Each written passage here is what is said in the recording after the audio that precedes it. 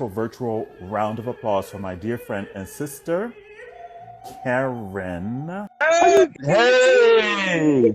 Hey! Hey! What's going on? Philly in the house. Philly is in the house. Yes, indeed. You look gorgeous. I'm giving the kids a little relax because it's just been much. It's Well, been much today. okay. It's been much today. Yes. It's been There's a lot going on. The kids don't understand. Let me move this back. I am so glad you're here.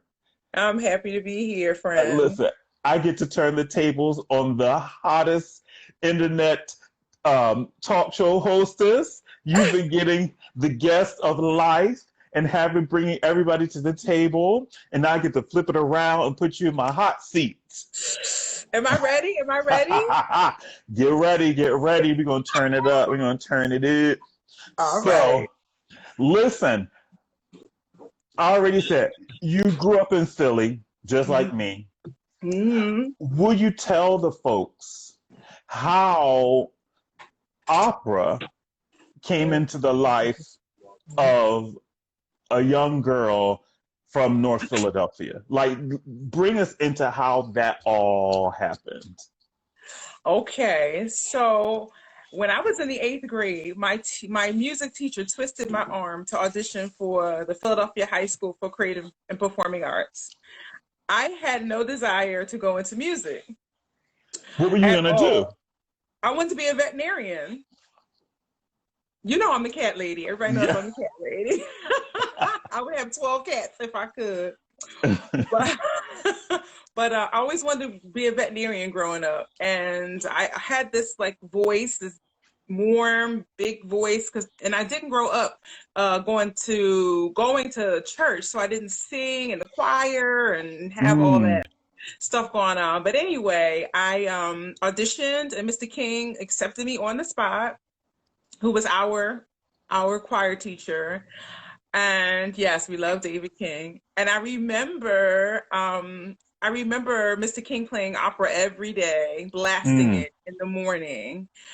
We were having a music appreciation class of some sort. I forget what it was, but anyway, he played Maria Callas, Costa Diva, and Mm. Jesse Norman singing Isolde, and it changed my life. I said, I want to do that. I want to be able to Wow. sing like that. So. Wow, wow, wow. Mhm. And so you're in the performing arts high school, and then you run into the likes of me. Like, Yes, of course. Always of course. funny, funny, funny. So when you got there, it was an interesting time in the school because Mr. King had gotten ill, and then he came back. And while he was gone, Donald Dumpson came and he taught us. And so we had a black male influence in the head of the music Mhm. department for a while. Um, but you were always sort of like this exceptional force. And I was trying to figure like where she come from, why she barging in my school like this? Like what's happening? What's happening? And I remember Mr. King saying she's going to be something. She's going to be something. And Mhm. a lot of the times when the upperclassmen would graduate, we would come back to the school and visit. Mhm. And I would come to Mr. King's to the choir room, and he would say, "You have to hear her. You have to hear her." And I remember one day he pulled you over and made you sing "My Man's Gone Now," and Mhm. I was like, "High Crazy, school, right? high school, high school."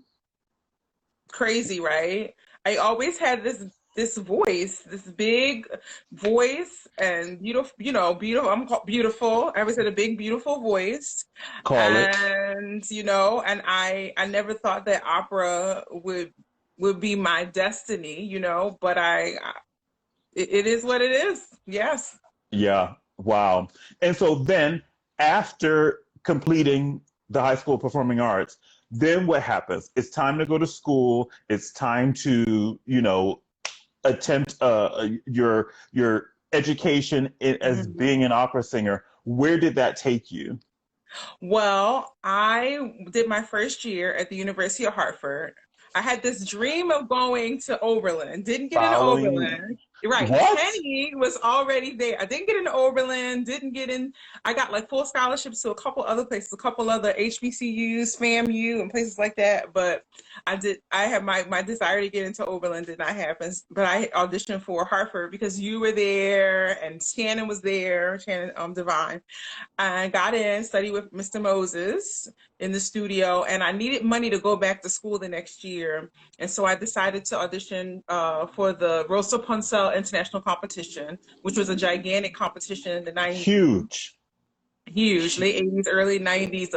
Debbie Voigt won, the Grand Pop Prize and quite a few other well-established singers. But so I wound up winning the competition, the whole competition, won $50,000, moved to New York City to study privately, voice, dance, everything. I had no idea that, I just wanted to win like $2,000 to go back to school. I had no idea that I was gonna like win the whole thing. And it took place in New York City in Alice Tully Hall, like 4 rounds or something. I was 18 years old. Wow. Yeah, didn't even know who Rosa Parcell was, but we saw the listing on the wall, and Fritz was Yeah. like, "I think that'd be good for you to just, to just apply." And and I won. So Wow. Amazing. Amazing. That's like a life-changing moment. That's like $50,000, an 18-year-old, and you win this international competition of one of the greatest legends to ever do it. yes, yes, and it was. I think they were looking for someone like me because Rosa Poncel had made her big Metropolitan Opera debut at 21, and Right? they were sort of kind of molding me in that structure. So I was learning lots of inappropriate verity. More lyric things, but you know what I mean, like things that Yes. Forza del Destino and Patria Mia, everything that was high and lyrical and Yeah. all that stuff. And so I learned how to sing fioritura because I took Hmm. coachings with Maestro Chichago, who was Rosa's Hmm. coach. So he taught me everything. He taught me how to sing pianissimo at the top of my voice, sing coloratura. I learned to be me, Micaela, and Mm. Liu Wow. in a year and a half. So they were kind of grooming me to be this like superstar soprano. Wow. There's a quick question here from Lisa about this. So Uh-huh. you were 18 years old. How do you address when people critique young singers singing big repertoire? I do not suggest it. For me, I learned the old school way. I had 3 lessons a week. I Wow. had Italian twice a week. Yes, I had the whole gamut. That was what the prize was. And so he taught me every note. He put like an old school conductor, he put every note in my throat. We don't learn like that anymore. We Oh, don't I'm learn sorry. like that. That question was from Patrick McCoy. I'm getting Oh, all hey, this screening. Patrick. Yeah. Patrick. Yeah, so I say that, singing things like Mommy is going to, fine, whatever, as a party favor, but that's not how you learn how to sing. So I Right. don't suggest young singers sing that because we don't learn that way anymore. You don't, live with your teacher. You don't live with the maestros who put those things in your throat. So I say if you can't sing 24 Italian arias, then you can't sing Pace Pace. Exactly, folks. And I just happen to have it right here. It's never Yes. far away. It's never far No. away. This is the vocal Bible, folks. It's the vocal Exactly. Bible. Or Bellini or Bacai, like all of the, Donizetti, all those songs that Yeah, some of them are. amazing. So then you win this competition, you're studying privately, you're getting all this personalized attention, Hmm. and then somehow you end up at the Curtis Institute back home in Philadelphia. Hmm. Wow. Yeah. Well, I was sitting in well, I'll go back. I was supposed to make my big recital debut at Alice Tully Hall. Hmm. Was about 20, I think I was 20, I'm going on 21 at the time, because that was my big premiere, my big presentation after 2 years of studying was to debut there. And I was sitting in the offices at one of the big agents at Columbia Artists, and she was telling me, you're going to sing this, you're going to do this, you're going to do all these things. And I just had no idea what she was talking about, because again, I was studying Verdi, Puccini, like all the big roles. And she was telling me, I'm going to sing Pamina, and I'm going to sing this here, and I'm going to do these things here. And so I went back to the people at the foundation and told them that I didn't think I was ready to start singing. Like, I just wasn't ready. Something inside of me just said, not your time. And Mm. they were very upset with me, and they sent me packing right on back to Philadelphia. Yeah. Wow. Yep, I hadn't even finished the program yet. And it was about a year and a year and a half, because that second half of the year I was supposed to make my big grand debut. Yeah. Oh my Yeah. goodness. hmm And so I went back to Philly, and I'm like sitting in the Wendy's on 11th and Walnut. And these kids come up to me, about the same age, and were like, they said, you're that girl that won that competition. Because I was in opera news. Uh-huh. It was a big spread in Opera News when we won, and they remembered me. And I was like, okay, who are these like white kids coming over to me? Like, we know who you are, you know? And so they took me back to Curtis, and we were like singing for each other and hanging out Yeah. and playing around. And that's how I got introduced to Michael Lyson, because they went back and Hmm. said we met that girl that won that competition. Yeah. And I auditioned for Curtis a few months later and got in, and that's how I got into Curtis. Wow. Amazing. hmm And for those of you who don't know, the Curtis Institute is the school, like tuition free. It's in the heart of Philadelphia, and they really, really, really take care of you. Tons of hmm personalized attention. They put you in front of amazing people in the industry. It's just a fantastic and competitive place to get into Yeah. and to be. Amazing. So then, when you're finished Curtis, I guess the next logical step for most singers is, okay, it's time for a young artist program. hmm Was Yep. that the next step for you, and where did that take you? So after well, the year that fall, I had auditioned for Houston Grand Opera, I auditioned for all of the big programs, and I auditioned for Mirala.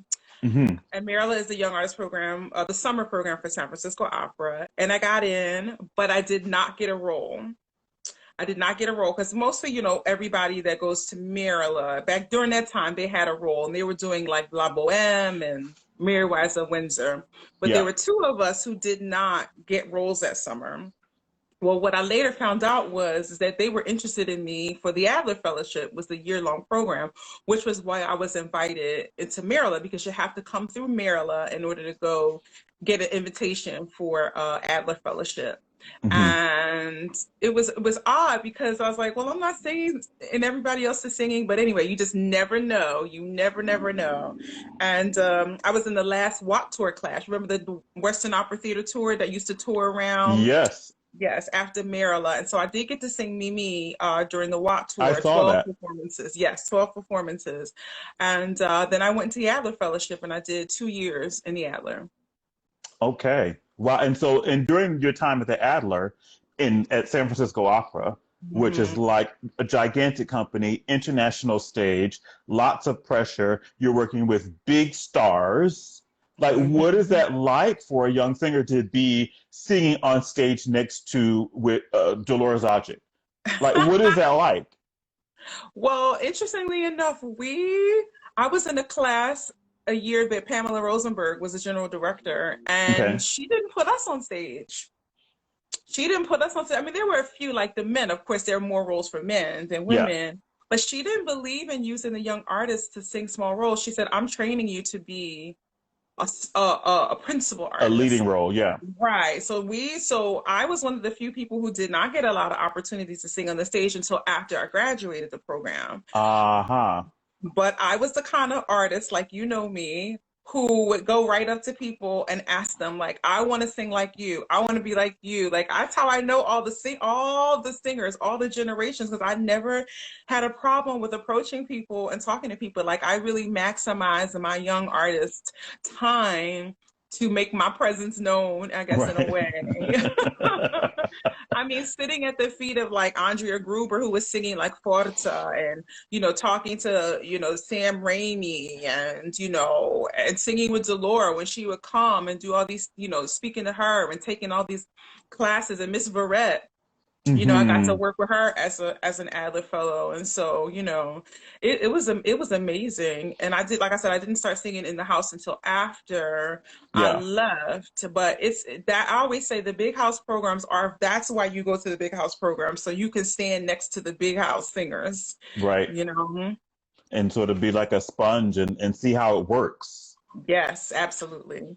Amazing. So let's take a little bit of a detour because I want to talk about your amazing husband. Where, where, okay, I know that you met him back in high school, Before high school, before high school. you're right. When did he become the husband? When in all of this Uh-huh. madness as a young woman, budding career, Hmm. on a big world stage, and now marriage. Where is that? Well, Robbie and I are childhood sweethearts. We grew up together in Philly. So we dated in high school, and then we were on again, off again for literally 10 years. We dated other people, we dated each other, we did all kinds of stuff. But when I had just broken up from my former relationship, you remember him. um we decided to like give it a shot, and he wanted to date, and I was like, date? No, we get married. And so literally, like, I had made my Met debut. I had, like, in 2006, and like just so much stuff was happening. And I was like, let's just let's get married, and we got married the next year because I knew that that's what I wanted to do. I had to have that in my life. I had to have Robbie in my life, and I wasn't gonna Yeah, date him, and I wasn't gonna, like, play around. Like, it was right. important to me to have a family in that way. Absolutely. Fantastic. And so, how has that, sort of enhanced your life as a career woman, knowing that you have an extremely supportive husband?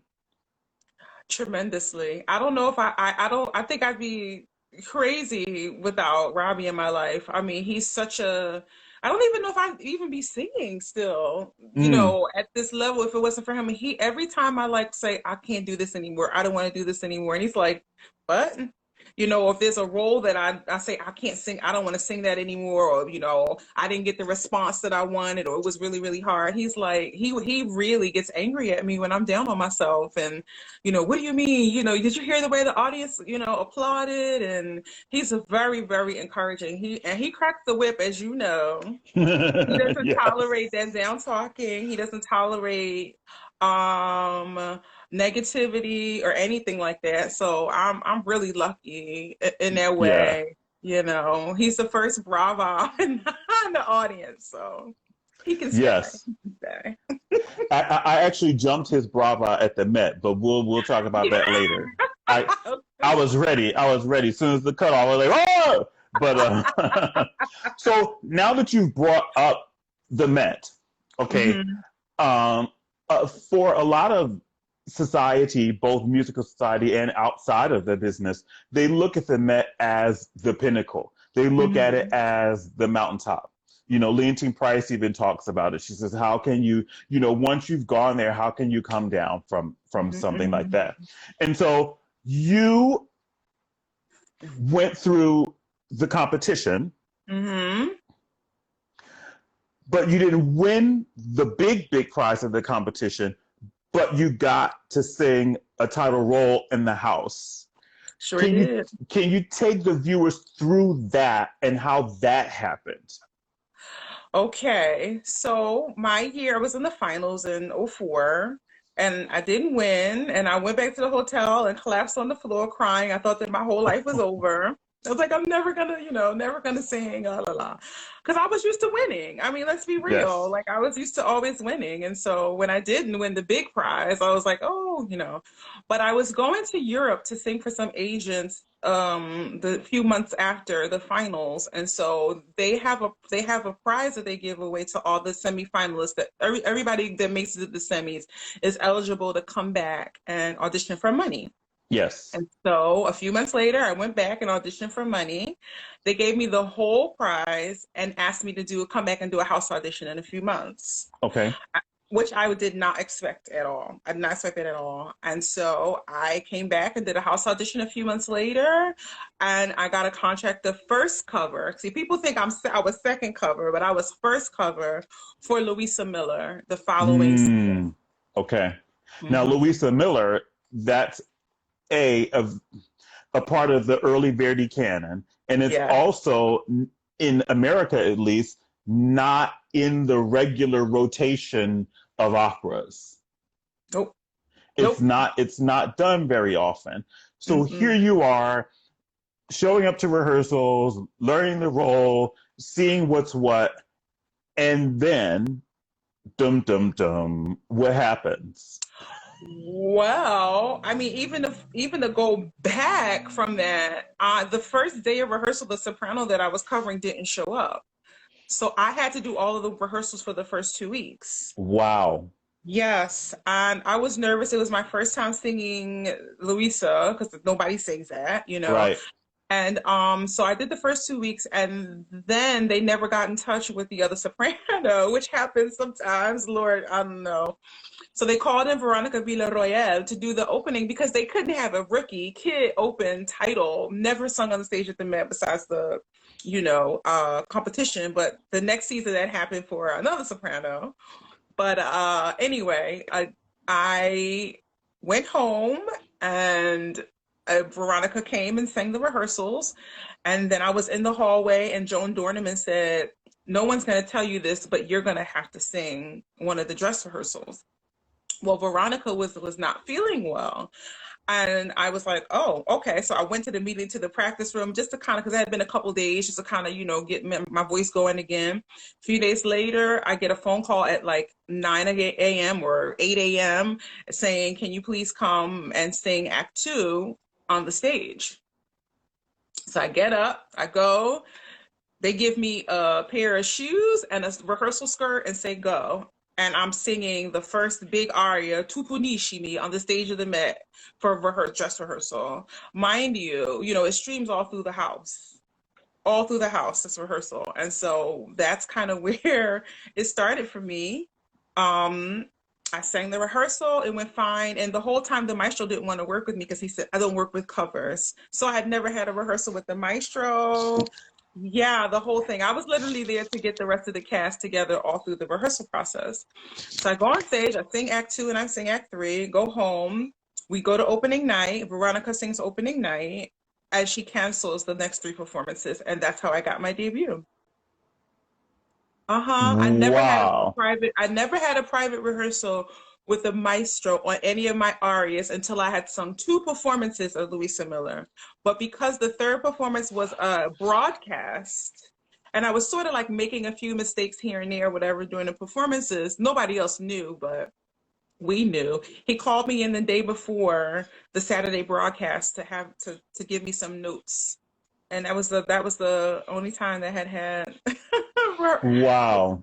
That's the Wow. life, kids. That's the life. And and what a lesson that is just to always be ready and never get down on yourself if you don't win the biggest prize Mm-hmm. because it comes back to you in other ways, It sure does. your It sure past. does. That's amazing. And so you have now a big Met debut Mm-hmm. on your resume, Mm-hmm. and you've done a big A House program, and you've gone to the greatest schools, and you've won big competitions. What happens? Because normally one would think you do a big jump in at the Met for a title role, you save their butts, it should be boom, pow, everywhere. Karen's like everywhere, everywhere, everywhere, everywhere, Mhm. everywhere. Take me Mhm. to the moments after when So, Louisa is over. so Louisa is over. My life changed. I had a big agent in Europe. I was, singing big concerts, singing, other repertoire, singing lots of Mozart. And then, but the Met, and oh, all right, I came back to cover Liu the next season. So I was Mhm. covering Haekyong the next season at the Met. I mean, we're gonna keep it real. They offered me the cover of Aida, and I said no. Why did And you my feel like phone you stopped. wanted to say no? Why did you say no? Oh, I wasn't gonna go. Well, I already knew my track record was to get the opportunity to do it. I already had that residue on me. Like if somebody gets sick, I'm gonna jump in. And I knew I was like, oh, I'm not ready to sing Aida at the Met. I had not sung it ever. It wasn't one of my roles. Okay. And I already knew that the pressure was just that was too much for me. I didn't want that. So I said no. And then they stopped calling me. But I was already working at other places and doing doing good work. And then 2008 hit, the economy tanked, Yeah. and I lost like literally a season and a half of contracts Oh, because Europe and America, and at the time I had turned down two major fest contracts as okay. well, Vienna and Munich because I was working. Yeah, a lot of people don't know that part, Like Wow. I was like, well, I'm working. I'm just gonna keep, I didn't want to. I was afraid to go and sit on the bench again, like I did in San Francisco. I had this fear. I didn't think about. Okay, well, let me go to, hindsight is 2020. If I thought the economy was going to fall apart, I probably would have taken one of the programs, Yeah. but I was such on a high, and I just got Yeah. married to this amazing man and like all these Right. things. So, And there was a um, momentum going. There was, it was a momentum going, and I thought, okay, this is going to be great. And then 2008 hit, and as we know, the bottom fell out, and everything just changed. And I was sitting there with no work after my Met contract. My Met debut was 2006, and 2007 I was on a high. 2008, and then the whole thing changed. Hmm. wow. Okay, so because Instagram kicks you off in like an hour, Yes. I'm gonna zigzag a little bit. Hmm. Um, so the careers resuscitates after the economy comes back. Hmm. Will you talk to me about your love and affinity for doing new operas, creating new roles? How did that come to you? Because there are a lot of singers who don't sing 20th century, 21st century works. Hmm. They avoid it at all costs. Why do you feel like you have sort of gravitated to it and you're one of the first phone calls when something like this happens? Well, I think number one, because I learn music very, very fast, and people know that if they give it to me, I'm gonna try my best to murder it. And I think, to sing it right, exactly. So I think that that's also a reason why people call me, and because I'm a flexible artist, Mm, I am someone who loves to work and work hard and work efficient. So I think that is to my benefit. I'm an actress as well, strong actress, and for a lot of that modern music, you yeah. have to be strong interpreter. And I've had a lot of success. I stepped in last minute for Margaret Garner many years ago in Hmm. Detroit. And so I think that's the first place I got my feet wet. And then I had such success with Dead Man Walking, although Rose is not a big part. I had such a success with it, and people go, oh, well, she has an interest in doing American music. And Yeah. then Champion falls into my lap, which is Terrence's first opera, um, Yardbird, and lots of chamber music premieres as well. Hmm. And so, because people know I want to make music, and also it's not been as open to me standard American, I mean standard opera in a lot of the major places that I've been able to sing, sing things like Serena and all these places that have not been always open to me in the way that I think I should have been. So I get the opportunity to flex my muscle. Like I'm still getting higher. I've still been consistently working Right. since after the, 2008 was crazy, nine, but 2010 I was right back to working. And people know that I'm gonna get the job done. Get it done, get it done, get it Yeah, done. and I love it. I love putting my stamp on stuff, and I love new works because there's no bar. You set the standard, you Right. set the trend, you set the way, and I enjoy that. Fantastic. And you're also a consummate recitalist. Where Yes. did, and again, there are a lot of opera singers who think that, I personally think a recital is a whole lot harder than a role. Yes. Because it's just you and your collaborative pianist. You and your partner in music making. That's all it Hmm. is for an hour Hmm. and a half. Different composers, different styles, high notes, low notes, and interpreting all of this different poetry. You Hmm. don't sort of get a break and your colleague sings their aria and the trio happens and the chorus comes in. It's just you. And that's a different skill set. How did you acquire and then embrace the skill set of being a recitalist? Well, Michael Eliason Oh, at actually, wait a 30. minute. Kevin Miller saying your collaborative pianist should be him. I just wanted to say that. Kevin. Kevin's gonna kill me because I've been calling him for years. I know Kevin. I know. We're gonna do something. We're gonna do something. But when going to Curtis, we would, Michael Eliason and my love for Jesse Norman, and I always wanted to model my art after Jesse Norman. She said Mm-hmm. concert, recital, opera, and I wanted to be able to be just as strong in every single portion of the vocal art. I mean, Yeah.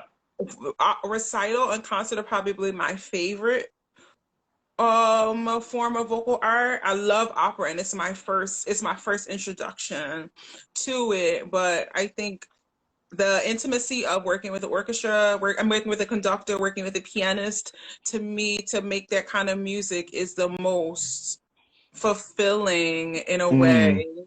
I always feel like such a complete artist when I can sing 26 pieces and Mm. treat them all differently, Yeah. and to be able to interpret 26 different characters and with no costume. I get to wear my own gown. I get to wear Right.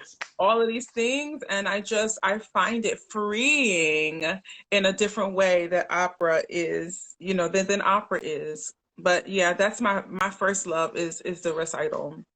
Wow. That's incredible. I love it too. It's for me, it's Mhm. like sifting through a jewelry box. Like, Yes. what am I gonna wear and try this on and try that on and see how it fits? Oh, this is beautiful.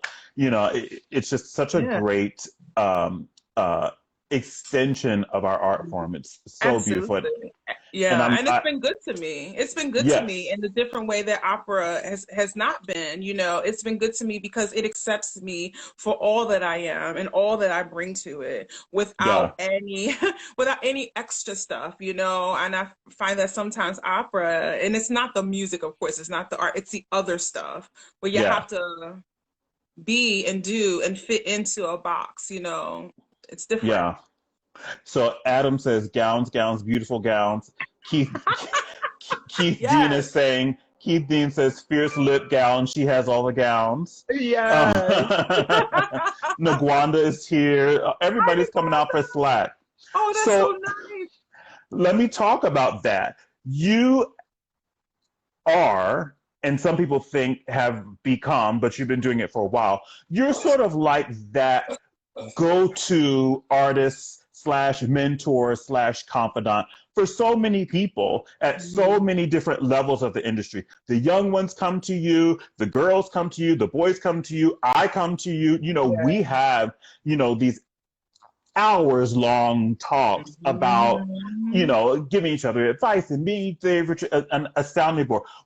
Why has mentorship become such a great huge platform for you? Why has it be? It's something that it's just natural to me because I Mm-hmm. love singers, I love artists, I know us. I feel most comfortable when I'm with people that are like me. Yeah. I have this warm, open spirit which comes through in my singing as well, I think, but also the connections with people. It's natural for me to be of service to the music, to be of service to people, to help people.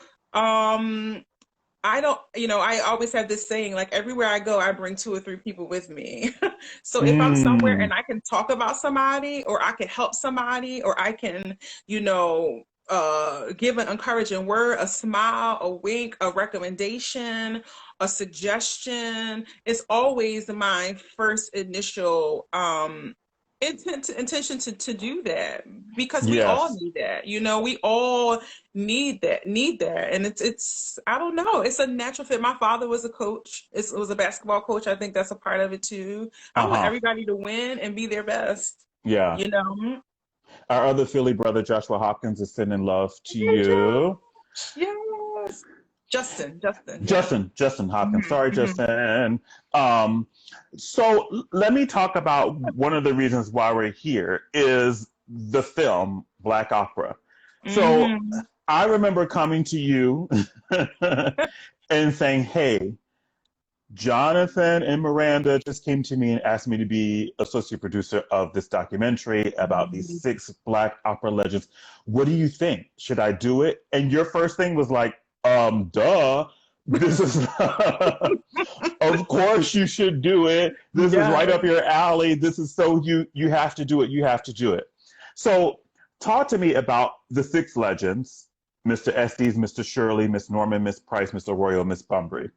Talk to me about their influence on you hmm and why you chose to donate so beautifully to the campaign to get the movie done. Well, you already know anything you doing. I'm like, where do I support? Where do I sign up? Where can I be, of service to you? How do you need me to be there for you? So it was a no-brainer for me to give to you. But again, I always think that who will uphold the legacy? Who will keep the story going if we don't keep the story going? I often talk about when we're gone, who's there to tell the story? I always feel like, where are the Tyler Perrys? Where are the Oprah Winfrey's and the Puff Daddies and all these people who have interest in keeping all of the musical legacies going, all of the Yeah. musical history, in order. And so it was a no-brainer for me to like invest in that. I mean, Simon Estes, come on, Miss anything Miss Norman is Okay. I'm there. Yeah. And Miss Verrett and Miss Bunbury. These are the people that, by their sheer accomplishment, by their desire, by their decision to go into opera, it paved the way for me to even think it's possible. And so, because they are living their dream, I'm able to live my dream and go my destiny. So Mm. any way I can preserve that legacy, I'm on it. Well, I want to thank you. The team wants to thank you. It's so appreciated. And for those of you out there, you can still donate to the Yes, donate, campaign. Go to donate. the bio section of Black Opera on Instagram, and there's a link to donate. So make sure you do. So, and thank you for that. I really appreciate that, and it's so important, like in this industry and doing what we do, to have supportive colleagues and friends and family, because when we're away, we Mhm. become each other's family. Like we Absolutely. are each other's support system. We know how the business can be. Yes, absolutely. Oh yeah. It's not easy. Yeah. So Nicole is here, Hi, Houston. Nicole. He said yes. Absolutely. And she says there's so many Black opera singers that nobody knows about, especially, forgotten singers like the Perry twins, who, Mhm. for me, I got to work with Herbert. I did a Bohème with Herbert Perry once. Mhm. Um, but they premiered Malcolm X. Anthony Right, right, Davis's Malcolm X. Um, right. they did that amazing, was it the Peter Sellers production where they were Don Giovanni and Leporello? Like, That's how we know them. Yes, that's how we know them. amazing, amazing. Mhm. Yeah. So the preservation and the acknowledgement of these great artists, you know, we stand on their shoulders. You know, Absolutely. we are because they were, and Yep. we're grateful to them. So, talk to me now. You're also a huge advocate, not just for other singers, but particularly for women. Mm-hmm. Talk to me about this the Women's Opera Network initiative, trying to get more women on the podium, directing, composing. Talk to me about that. Well, I always had a dedication to being the thing that I didn't see. And when I started talking about my desire of being a leader in the industry, because I just didn't see any women who looked like me, although there are tons of women who have had careers, who have done this, who should be leading opera companies, who should be leading arts organizations. And I said, you know what? If I step out and do it, and I, start speaking, manifesting the leadership into my life, other people will see it and they will be encouraged to do it and they will feel confident in doing it. Well, after 2 or 3 years of me talking about it, it's come to me where I'm, now on the Women's Opera Network. I'm a co-chair for Opera America's Women's Opera Network. I gotten a few opportunities to lead various things, and it's just something that I wanted to do. I don't think I wanted to teach voice. I think I'd like to be effective in the industry to push the change, to push things, to make a platform for composers and conductors and women of color, and Black women particularly, because Mm-hmm. we are leaders, period. Like, we are And leaders at home, at our jobs, in our life, in our friendships. Oftentimes, like you said, about our friendship, always people coming to you and leaning on you for your support. Well, that's being a leader in itself. And so it's something that is manifesting itself so incredibly and so beautifully in a way. And yeah, if I can, open some of those doors, hold the door open for people to come in behind me, that's what I'm going to do. that's amazing. And it's rare, sadly, in our industry that you have people who want to hold the door open and let others in, because a lot Yeah. of our industry is like me, and I have to get to the top. I have to be the first. I have to be the one. And if Yeah. I'm not the one, you holding everybody Hmm. else out. And yours is the exact opposite. I read it as a beautiful confidence, confidence in your ability, confidence in knowing your place in the Hmm. industry, both on stage and off. That's an amazing thing. Thank Amazing you. thing. Well, that's kind of why I started Kiki Combos. Was to showcase. It wasn't, and that's why I always never put my face on the first. When I make the announcements about the artist, I never put my face on, because it's not about me. It's about the artist. Yeah. I built that platform for my friends and my colleagues, and for people to be spotlighted and highlighted outside of their instruments, outside of the thing that everyone knows them for. And so, like I said, it's no real other. I don't know an other way to be. Sometimes it works against me, but that's okay, because I know that what I don't get is not meant for me. And I stand Right. by that, because what's for me is going to hunt me down and find me. Sometimes it takes longer, but it finds me every time. I'm never Yes. disappointed. And it finds you when you're ready to receive it. I Yeah, truly believe that. I truly yeah, believe that. yes. So let's talk about what's going on in the world today. Hmm. Let's talk about being Black in America today, being a Black artist in America today. How are you handling it? How are you moving through it, moving forward, trying to help it or fix it? What are the things that you want to see happen now that we're in this very sort of tumultuous time? Yes. Woo. I listen, if somebody would have told me 14 days ago or 3 weeks ago that we will all be here, I would not believe it. That I would not have been, I've been thrust into a leadership position in a way within our community, within Black community, within the opera community. My door is being knocked on from people and places that had not, I wasn't on their lips and their list in a way. And so I I'm finding that I have to step up in a way and not take in the moment, but to be a place for other people to deal and move through and navigate. Again, it's about that leadership. Again, it's about, okay, you know, I know where we need to go, and just being there and being that support and doing that thing. It's hard, it's rough, because you know, like I said, I hadn't even cried the first 2 weeks, and the other day we were talking, I just started like crying because I had to just get, you know, rid of all of that tension and all of that emotion. But it's a beautiful time. I keep saying, your life should not look pre-COVID, post-COVID should not look like pre-COVID. And however you make that change and do that thing is going to be up to you, you know. And that way, I think we're in a beautiful time. It's a tumultuous time, but it's a beautiful time for the art form, because again, we can now do the things and say the things and be the things that we couldn't 2 months ago. And it's necessary. It's needed. The world is changing. You know, we all are changing. It's our time. It is our time. Y'all heard it here. So what you gonna do with it? What you gonna What do you about gonna it? do?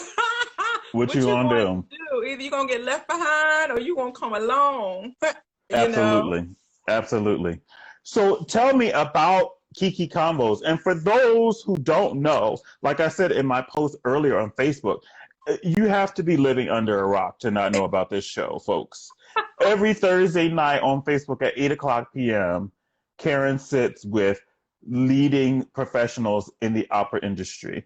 And then in June, she added a Tuesday at 7 p.m. just because the response to the first show was so overwhelming. And you wanted to find a way to feature composers. So talk to me about that. Like, how did that happen? Well, I want to say well, like I said, Kiki Conversations was born because it was something that I wanted to do for a year and a half. And I just kept talking myself out of it. And then COVID happened, and everyone's singing in their phone and doing their thing. And I just didn't want to do that. And then people started doing their shows, and I was like, now is the time. And I think I talked to you, and I must have talked to Russell and Janae and my husband, and I gave, you know, said a title or whatever, and he said, go for it. And so I did it. But yeah, it's amazing. And I just started writing down all the people that I wanted to talk to. And most of the people that I'm friends with are like really important people in the business, you know? Right. And there's tons of other people that I want to talk to who, you know, who are incredible artists in that way. And so, I mean, listen, I could do one every day.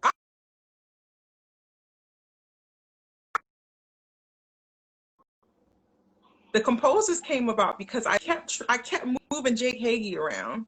I kept moving him, like his date, and I was like, oh, you know, I should have this person, I should have that person. And I said, well, you know what? And we were talking on the phone, and I was like, maybe I should do Jam in June or something. And then the Jam in June composers was born, and they had their own special day. And when I reached out to everybody, everyone was like, yes, I love it. No one has ever said no. Right. No one. And if I approach somebody and said, would you come on the show? The people that I haven't given a date to were like, yes. And now people are calling you to try and get on the show. They sure are. And apparently people are being told, you need to go on her show. Right.